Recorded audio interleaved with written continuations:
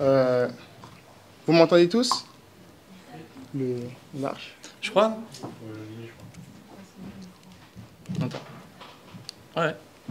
Je fous bien le... Okay, déjà, je répète, excusez-moi pour le retard. Je suis vraiment, vraiment, vraiment désolé. Déjà, alors, bon, le climat. Bon, le climat, on est... Ah, c'est bon, vous m'entendez? Ah. Alors, bon, le climat, on est une association qui vise à sensibiliser les jeunes de quartiers populaires aux questions climatiques. Parce que les cofondateurs, qui sont Sefiu, Abdelali, Feris Barkat et Sana Saitouli, se sont rendus compte d'une chose, que les jeunes de quartier populaire, c'était les personnes les plus concernées par tout ce qui est enjeux climatiques, etc., qu'on était en première ligne, mais qu'on n'était pas éduqués sur le sujet. Du coup, il y a un problème, et quand il y a un problème, on essaie de trouver des solutions. Et la solution qu'ils ont trouvée, c'est de monter une formation qui est reconnue par l'État. Il n'y a pas besoin d'avoir fait un bac plus 5, bac plus 10 pour venir faire la formation. Cette formation, sur une journée, on va essayer de donner les clés de tout ce qui est transition écologique aux jeunes, pour qu'une fois qu'ils soient sortis, ils se disent je vais adapter ce qu'on m'a dit aujourd'hui comme ça dans mon quartier. Nous, on ne lance pas des actions, on donne les clés pour que les gens ils lancent eux-mêmes leurs actions. Et c'est intéressant avec ce qu'on va voir aujourd'hui, parce qu'on est des gens qui... Feris, ce que j'ai aimé chez lui, Feris qui est un des fondateurs, c'est qu'il y a toujours une question d'identification avec lui. Les jeunes de quartier populaire, ils se sont toujours dit que les questions climatiques, ce n'était pas pour eux, parce qu'ils n'avaient jamais vu une figure qui leur ressemble parler d'écologie. Et du coup, quand on voit quelqu'un qui nous ressemble parler d'écologie, on se dit toujours, lui, pourquoi lui et pas moi? Du coup, c'est ça que Bon le Climat on fait. Et moi, maintenant, je suis devenu formateur chez Bon le Climat depuis quelques mois. Et ça me permet de faire des choses comme ce que je fais aujourd'hui. En tout cas, on est hyper content de le faire avec vous. Et pour la petite histoire, une des idées qui m'a mené à écrire le livre, c'était suite à une conférence justement avec Bon le Climat et Feris au Festival de la Décroissance, où on avait laissé justement des chaises ouvertes.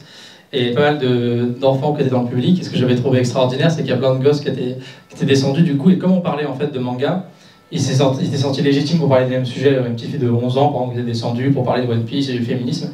Et comme en fait on parle de choses qui les touchent, qu'ils connaissent, ça permet en effet d'aller les intéresser à ces sujets. Voilà.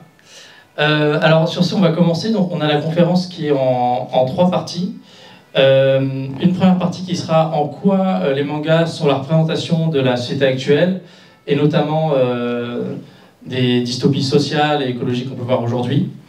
La seconde partie ensuite, on va essayer de rentrer en profondeur sur 2 mangas, donc Full Metal et One Piece, pour les expliquer un petit peu. Voilà, ce sera une partie un peu plus thématique. Et la dernière, ce sera quand même, et c'est aussi un des buts, et c'est aussi ce qu'on parle chez Altercapité avec la décroissance prospère, c'est l'idée en quoi les mangas donnent quand même de l'optimisme, donnent à voir un monde d'après, permettent de se projeter dans un monde, on peut l'appeler comme on veut, décroissant, post-croissant, voilà. Et la petite particularité, c'est que normalement on fait des questions qu'à la fin. Cette fois-ci, on va essayer de mettre un temps de questions à la fin de la première et deuxième partie, qui sera plus court évidemment que le troisième, mais ça permettra aussi d'échanger, de peut-être de votre côté mettre sur la table des sujets, voilà. Oui, et il y a le livre aussi, voilà, à la fin. Merci. Et voilà, et ben on peut y aller.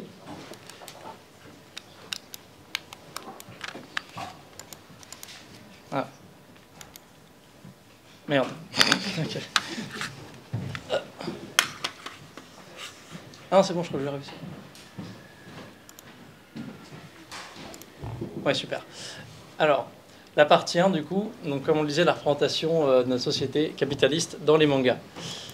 Donc là, c'est plusieurs questions qu'on va se poser. Donc, en quoi les mangas montrent la société humaine et en quoi ils montrent les inégalités. Désolé, je galère un peu. En même temps, vous allez voir pendant chaque partie, on va essayer de vous donner des exemples de mangas. On va partir justement. Ça y est, on peut commencer. Promis, ça va rendre. Alors, ce qui est assez intéressant dans les mangas, alors je sais pas, juste rapidement, ici, qui lit des mangas, déjà un peu? Ok, donc une bonne moitié. Ce qui est intéressant dans les mangas, moi c'est un truc que je lis depuis que je suis tout petit, et évidemment j'avais pas fait forcément ces liens politiques, n'étant pas très politisé étant petit. Mais en effet, ce qui est intéressant dans les mangas, c'est que souvent il y a des concepts qui sont poussés très très loin, et ça permet souvent de décaler le regard qu'on a habituellement sur des choses, avec des scénarios qui vont aller extrêmement loin. Et souvent, et Khadim, je sais que tu voulais revenir là-dessus, tu pars souvent aussi du point de vue du coup de l'opprimé. C'est ça qui permet aussi de s'identifier. Et justement, je voulais parler un peu de Promised Neverland en termes de manga qui permet de décaler le regard. Alors, qu'est-ce que c'est Promised Neverland? C'est un manga alors, qui commence tranquillement, où commence dans un orphelinat. Vous pouvez le voir à droite. Un orphelinat qui paraît quand même assez cossu, où les enfants peuvent jouer dehors, etc. Ils ont des personnes qui s'appellent les mamans, qui sont du coup des dames qui s'occupent d'eux. Et ils ont même pas mal de cours, assez intello, etc. Et donc, l'orphelinat semble assez joyeux, somme toute, malgré le fait que ce soit un orphelinat. Et à l'âge de 13 ans, ces enfants vont aller dans une famille pour être tout simplement adoptés. Et bon, je vous spoil, mais c'est un spoil qu'on a à peu près à la page 10, donc c'est pas très très grave si vous voulez commencer le manga. On découvre qu'en fait, c'est pas en fait, il découvre que l'enfant, au lieu d'être donné dans une famille, en fait, il va juste être mis à mort parce qu'il va servir de nourriture. Et en fait, c'est une société dans laquelle c'est en fait une sorte de... C'est des monstres qui sont aux commandes, et en fait ils ont des élevages d'humains, parce que c'est une nourriture qu'ils affectionnent particulièrement, et là si vous voulez c'est vraiment le bœuf de Kobe de ce qu'ils mangent. Donc tu as toute une réflexion qu'ils vont découvrir ensuite sur comment on fait pour justement ne jamais faire rentrer ces enfants en contact avec les monstres, pour pas que leur cerveau ait peur, etc., parce que c'est la meilleure partie de la viande humaine, et donc on va les mettre dans des bonnes conditions, les faire travailler, calculer tous les jours leur quotient intellectuel, pour voir quels sont finalement les meilleurs produits. Et donc voilà. Et c'est un manga qui est vraiment intéressant, surtout que tu découvres qu'il y a toute une classe sociale, et notamment, c'est la première personne qu'on découvre tuée au départ. Ça, c'est les orphelinats un peu Kobe, je disais. Et puis on découvre surtout que la majorité des monstres se nourrit de viande humaine élevée à la chaîne, dans des conditions terribles. Et voilà, et ce sont des enfants qui n'arrivent même pas à développer la parole, à développer le lien social. Et voilà, donc c'est toute une réflexion aussi sur évidemment notre système alimentaire, etc. Et donc vous voyez, ça paraît un peu violent comme ça à lire, mais ça permet quand même très fortement de décaler de regard et nous de réfléchir. Et même les mangas sont assez rarement manichéens. Et donc typiquement dans ce monde de monstres, vous avez des monstres des classes nobles, d'une société assez capitaliste, qui veulent se nourrir lors des fêtes, des meilleurs humains, etc. Et on découvre aussi des monstres qui vivent un peu, si vous voulez, en bordure de la société, et qui disent qu'ils refusent complètement ce système-là. Alors c'est pas pour autant qu'ils sont végétariens, parce que du coup, à un moment, ils tombent sur deux monstres comme ça qui les aident à échapper à l'espèce de police, on va dire. Et finalement, ils se font aider. Et à la fin, en fait, un des deux monstres explique que lui, ce qu'il veut, c'est pas arrêter de manger des humains, mais il veut pouvoir chasser des humains comme avant. Donc lui, en fait, il fait échapper des humains des centres comme ça, pour les remettre dans la nature, pour qu'ils de nouveau ils pullulent dans la nature, pour pouvoir se nourrir à l'ancienne en les chassant. Voilà. Mais du coup, peu de manichéisme, mais ça permet beaucoup de décaler le regard. Et Radim, je sais pas si tu veux enchaîner. Ce qui est bien aussi dans ce genre d'exemple, dans les extrêmes, c'est qu'un manga qu'on a regardé quand on a 5 ans et un manga qu'on a regardé quand on a 15 ans, 25 ans, 35 ans, et ben ça va pas du tout être la même vision. Ce manga-là, il y a mes petits cousins qui ont 11-12 ans qui le regardent et qui se disent pas encore que en fait, ce qu'ils sont en train de manger, ce qu'ils mangent dans leur assiette, ça vient peut-être de ce type d'élevage. Mais moi, qui suis un peu plus grand, qui ai un peu plus vécu, entre grosses guillemets, une fois que j'ai commencé à lire les premières pages, j'ai dit, ok, c'est horrible pour les humains qui sont en camp, etc. Ça reste une histoire. Mais en vérité, c'est un peu ce que nous, êtres humains, on est en train de faire à d'autres animaux. Du coup, dans les mangas, ce genre d'extrême, ça nous pousse à d'extrême, on pense extrêmement. Vu qu'on pousse la chose tellement loin, qu'on se dit non, on ne peut pas faire ça. C'est impossible de faire ce genre de choses. Et ben, en vérité, c'est ce qu'on est en train de faire nous. Moi, comme exemple, pour... Alors attendez, on n'a pas mis dans l'ordre du tout, donc... C'est ça que tu voulais? Ouais. Moi, comme exemple, j'ai pris l'exemple de Berserk. Berserk, c'est un peu tout le contraire de ce qu'on a expliqué juste avant avec The Promised Neverland. C'est pas un monde... on nous met pas dès le début dans un monde beau, avec des orphelins, même si c'est des orphelins, mais ils sourient souvent, etc. Non, Berserk, c'est tout le contraire. Berserk, c'est dès le début, le héros qui s'appelle Guts, sa mère, elle est en train de se faire pendre, et quand elle se fait pendre, c'est comme ça qu'elle accouche de son fils. En gros, Bon, âme sensible, s'abstenir, bien sûr. Guts, c'est un monde, le monde le plus noir possible. Vous imaginez le monde le plus noir possible. Vous faites x10 et vous arrivez à 1% de ce qu'est Berserk. C'est juste au dessin, on voit que c'est vraiment quelque chose de très violent. Mais là où c'est bien, c'est que l'espoir, du coup, il vient de ce jeu, de cette personne-là, juste là, Guts. Lui, son but, c'est un peu la vengeance, sans spoiler, bien sûr. Son but, c'est un peu de se venger de ce que quelqu'un lui a fait. Et Guts, sa lueur d'espoir, c'est cette fille, juste là, qui va la mettre dans sa vie. Guts, c'est quelqu'un qui, toute sa vie, a vécu dans les ténèbres, fait de l'argent, entre guillemets, dans les ténèbres.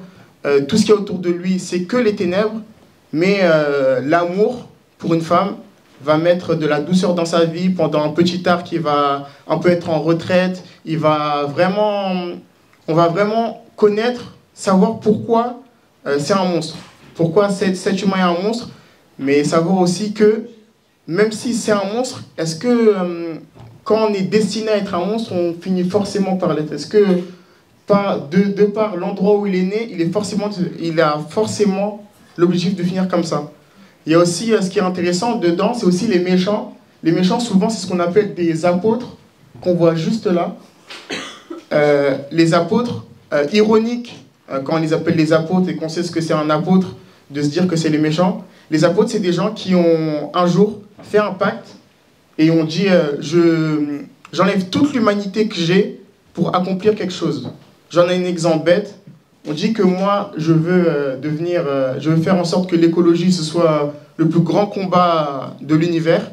Je vais aller voir un démon, je vais lui dire que j'ai envie de ça. J'ai envie de toute mon humanité et je vais commencer à tuer tous les gens qui sont pas écolos. C'est un peu ça. Donc, des gens qui ont à la base, entre guillemets, des valeurs nobles vont devenir des méchants, de par les choses qu'ils emploient. Du coup, est-ce que la fin justifie les moyens? C'est beaucoup de questions qu'on se pose avec Berserk. Oui, alors moi j'ai lu qu'une petite partie et j'avais vu, il y a un animé sur un des arcs de Berserk et c'est en effet un manga excellent mais il faut âme sensible s'abstenir parce qu'il est très violent en termes d'image mais hyper intéressant. Et en effet les mangas, ce que j'ai trouvé aussi intéressant, c'est que très souvent du coup on parle de personnages principaux comme ça qui sont des gens animés avec des valeurs très fortes, assez souvent des valeurs d'équité, solidarité, etc. Et qui vont se retrouver quasiment à chaque fois confrontés à un ordre autoritaire, un pouvoir très dur qui va les confronter qui va se confronter à leurs valeurs. Et souvent, il va y avoir un peu ce refus de rester dans le monde dans lequel on est, etc. Et justement, cette envie de dépasser ça. Et c'est pour ça qu'il y a quand même pas mal de trajectoires de manga, et on va en parler un peu après, par exemple avec One Piece, qui sont quand même assez révolutionnaires.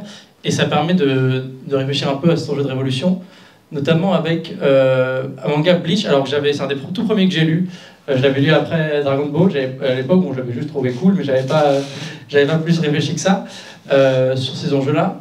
Mais ce qui est intéressant dans Bleach, en gros, pour vous faire l'histoire, c'est un monde qui parle notamment du monde un peu des dieux de la mort japonais, qu'on appelle les Shinigami, qui sont d'ailleurs des figures qui reviennent dans plein de mangas différents. Pour ceux qui ont lu Death Note, c'est un Shinigami qui fait tomber son petit Death Note, donc un petit carnet où il note le nom des gens qui vont mourir, et c'est ça qui permet à l'humain, Light Yagami, de devenir ce qu'il est.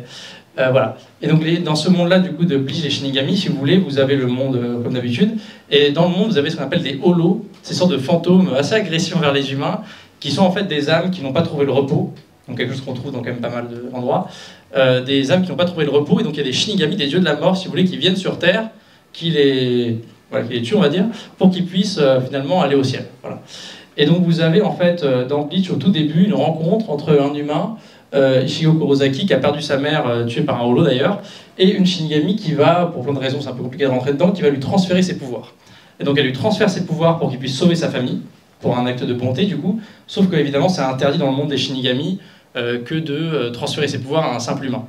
Et du coup elle va se faire ramener dans le monde des Shinigami qu'on appelle le Seraitei, donc qui est au ciel si vous voulez, Et donc là, elle va être condamnée à mort. Donc il y a une condamnation à mort de Rukia, du coup la jeune fille, parce qu'elle a 30, enfin la jeune elle a 90 ans, enfin je sais plus, mais en tout cas elle paraît jeune parce que les Shinigami, voilà. En tout cas, elle est condamnée à mort. Il va y avoir un affrontement au sein de Saraite entre Ichigo et quelques-uns des Shinigami qui refusent cette décision de justice, et puis le reste des Shinigami, notamment l'aristocratie, qui eux veulent faire appliquer cette sentence.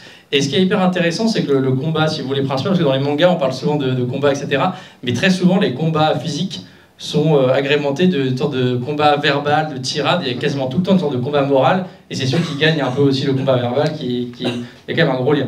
Et donc typiquement, il y a un combat entre Ichigo qui veut libérer Rukia parce qu'il considère avec raison qu'elle lui a sauvé la vie, et le frère en fait de Rukia qui lui appartient à l'aristocratie. Donc il fait partie des 4 grandes familles des Shinigami. Et donc lui, bon, bah, ça ne le réjouit pas tant que ça, mais en fait, pour des raisons de principe, il est obligé d'exécuter sa sœur.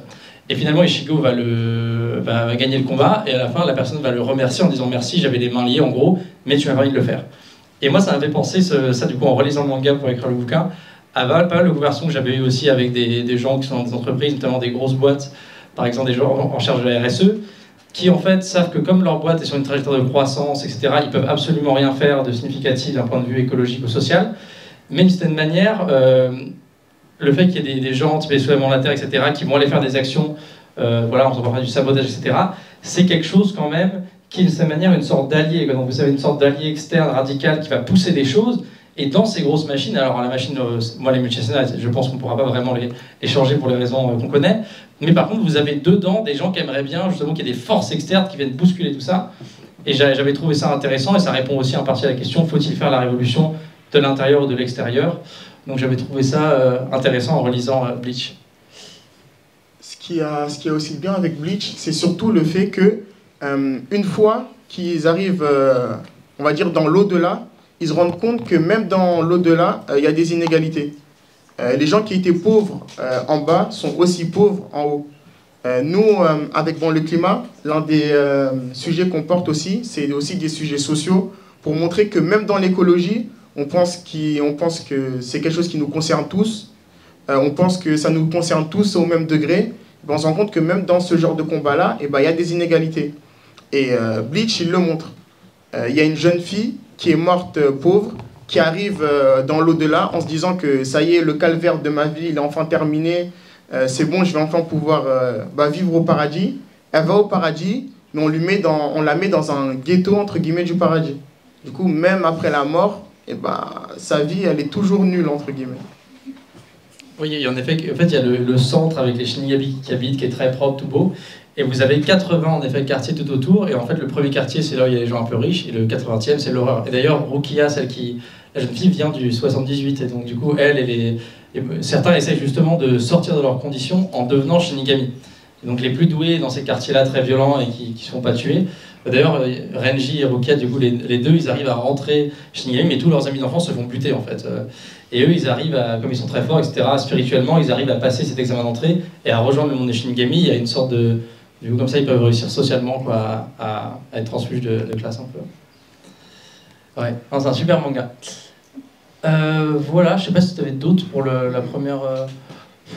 Ouais, Tokyo Ghoul, mais bon, je vais pas en parler là, mais moi, c'est un de mes préférés. Mais c'est un manga très noir. Bon, en gros c'est une sorte de...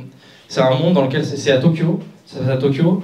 Et donc c'est un monde où, si vous voulez, il y a deux populations qui sont forcées de vivre ensemble. Vous avez les humains, donc nous, et vous avez les ghouls, qui sont des gens qui ressemblent à des humains, sauf qu'ils peuvent manger seulement ils peuvent manger seulement des humains. Voilà. C'est la seule nourriture qu'ils peuvent consommer, et le café. Je ne sais pas pourquoi, mais ils peuvent boire du café et manger des humains. Voilà. Je sais pas pourquoi l'auteur il a un délire avec ça. Et c'est hyper intéressant parce qu'il y a une personne du coup qui est genre un humain normal, etc., qui aime bien lire, etc. Et pour plein de raisons, il se retrouve, ça au début c'est tome 1 aussi, borgne. Ça veut dire qu'il se retrouve à moitié ghoul, à moitié humain. Et donc c'est le seul qui arrive à peu près à comprendre, avoir un pied, si vous voulez, dans chaque monde. Et lui il va essayer de faire en sorte d'arriver dans un monde de paix, alors que vous avez du côté humain, du coup, si vous voulez, un état très violent qui va les pourchasser et tuer des ghouls innocentes. Et du côté des ghouls, vous avez aussi des malfrats. Et du coup, c'est un manga hyper intéressant, très noir, sur la psychologie. Et voilà, ouais, des scènes de torture. Donc, voilà. Dans Tokyo Ghoul, on s'intéresse à qui crée, entre guillemets, qui a vraiment créé les ghouls, qui a vraiment créé les monstres qu'elles sont. À la fin, il y a une grande scène. Comme on l'a dit tout à l'heure, les combats, ils sont souvent idéologiques, parce que c'est pas que des pages où les gens ils se tapent dessus. C'est souvent entre deux pages. Il y a des gens qui parlent pendant longtemps, qui s'arrêtent. Enfin, c'est un peu une caricature, mais ils le font souvent. Du coup, on combat souvent deux idées. C'est toujours même deux idées qui se battent. Et à la fin, j'allais spoiler. Il y a pas à la fin. À un moment, on nous dit que on se demande, mais qui a vraiment créé les ghouls? Pourquoi les ghouls elles existent? Et l'homme il dit, nous on est des ghouls, mais c'est la société qui nous a mis en marge.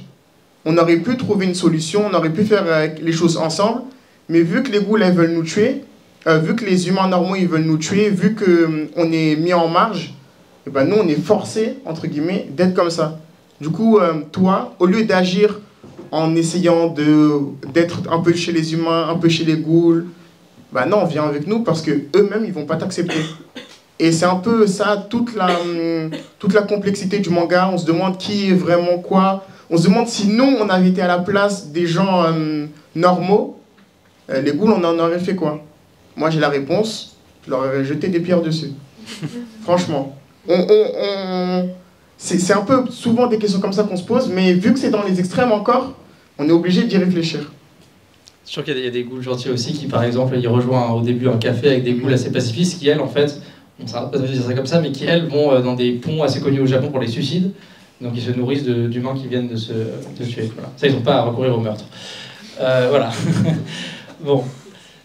Est-ce qu'il y a des questions après cette première partie sur un peu, du coup, en quoi les mangas renvoient quand même assez globalement, et j'étais même surpris quand j'ai relu le bouquin, la première partie, c'est un peu le même thème, et j'ai trouvé énormément de matière pour cette première partie sur en quoi les mangas quand même montrent un monde très capitaliste, violent, avec un pouvoir autoritaire, avec des ravages écologiques, et c'était assez... ça, j'ai trouvé beaucoup de choses. Et si même vous avez vous connaissez des mangas qui le font aussi bien, si vous voulez partager avec nous...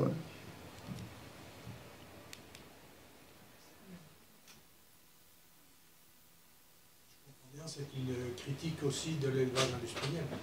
Ouais. Surtout sur le premier exemple qu'on a donné, The Promised Neverland, c'est vraiment ça. Et le fait de mettre des êtres humains à la place des animaux qu'on tue, ça fait en sorte que, comme tout à l'heure je parlais d'identification, c'est un peu ça. C'est un peu retourner la machine. Mettre des bêtes en méchants. On se rend compte que les vrais monstres, c'est nous. C'est ceux qui mangeront de la viande. Oui. Moi, la première fois que j'ai entendu un petit peu ce parallèle entre écologie et manga, c'était dans l'univers de Miyazaki. Il y avait des épisodes France Culture, une série de 4 épisodes.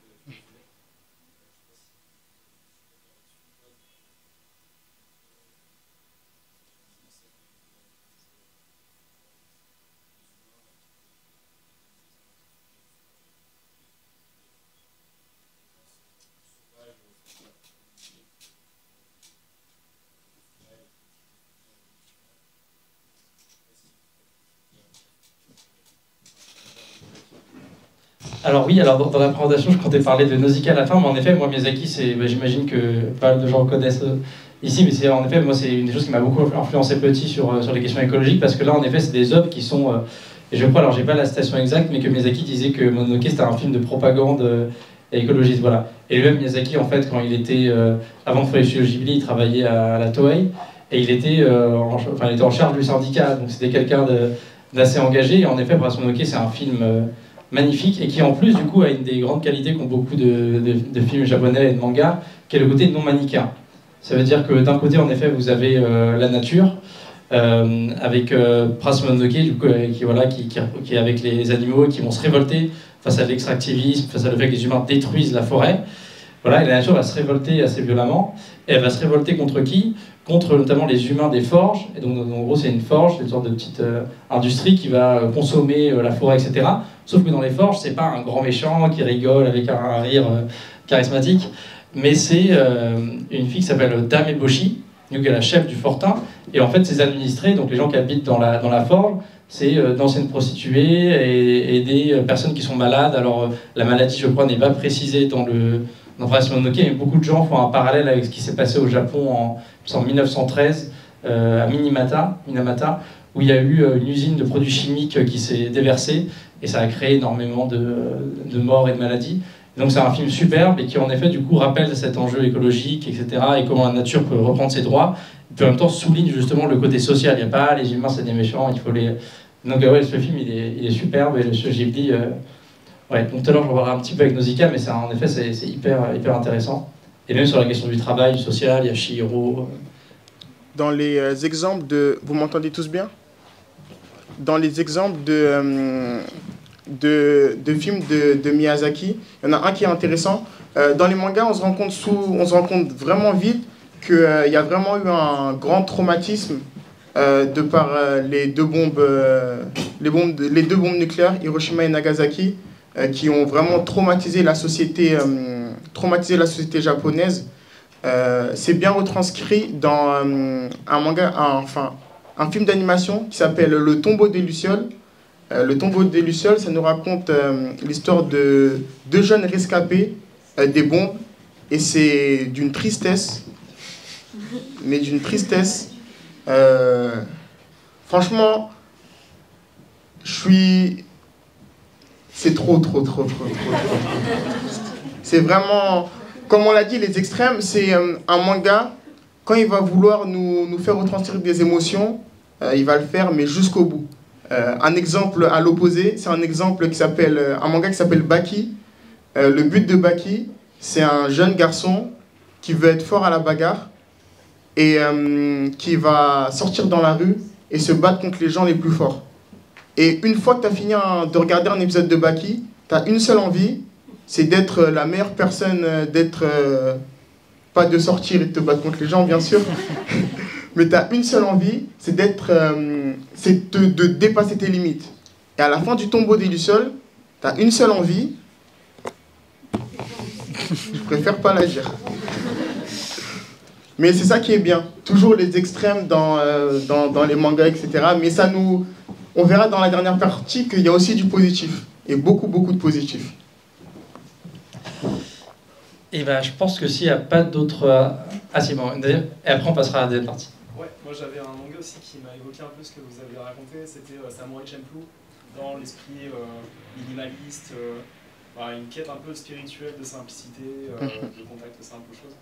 Et ça je pense que c'est aussi une des forces de la culture japonaise, c'est d'avoir gardé un lien fort avec cette époque Edo un peu très minimaliste par essence. Ce qui est intéressant, on va le voir aussi à la fin, ce que vous venez de dire. Mais oui, vraiment, il y a un manga Dragon Ball Z, tout le monde connaît Dragon Ball Z. Dragon Ball Z, c'est un manga qui est connu pour être un peu le cliché du manga. C'est que de la bagarre, que de la bagarre, que de la bagarre. Mais on se rend compte que c'est un peu de la bagarre, c'est pas sans but.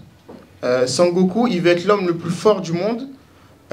Mais son fils, par exemple, son objectif, lui, c'était de faire des longues études. Mais de par sa force surhumaine, de par ce qu'il est, il est obligé de protéger la planète. Et du coup, de lâcher les études pour devenir un protecteur de la planète. C'est un peu dans Spider-Man, l'histoire d'un grand pouvoir implique de grandes responsabilités. Et c'est un peu toute l'histoire de Dragon Ball. Du coup, toujours, même si on voit des grands combats, il faut toujours se dire qu'un auteur, il a toujours un message à vouloir faire passer. Même si des fois, il y a des messages, on peut les classer, mais il y a toujours une idée derrière deux personnes qui se battent. Ouais, même dans Dragon Ball, et à la fin d'ailleurs, il y a une image assez connue, Genkidama, où il réunit toutes les énergies, où il y a un côté où Sangoku dit c'est plus à moi seul, ou à ma famille de protéger la Terre, c'est à vous de vous prendre un peu sur en main. Et en tout cas, Samurai Champloo, c'est un super animé.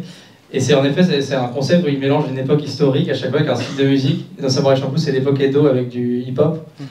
Et c'est vraiment incroyable. Et il y a un autre qui s'appelle Cowboy Bebop, qui est top aussi, où là, c'est un monde plutôt futuriste, avec vous suivez des chasseurs, un peu des bounty hunters, des chasseurs de primes, qui se baladent dans les étoiles. Et c'est avec du bebop, du coup, que je connaissais pas avant ce manga, mais du coup, que j'ai écouté après ce manga. avec un peu du jazz à New York, dans les années 50-60, assez libre, mais donc des mangas top. Alors, let's go, parce que sinon on va... alors, partie 2, alors là,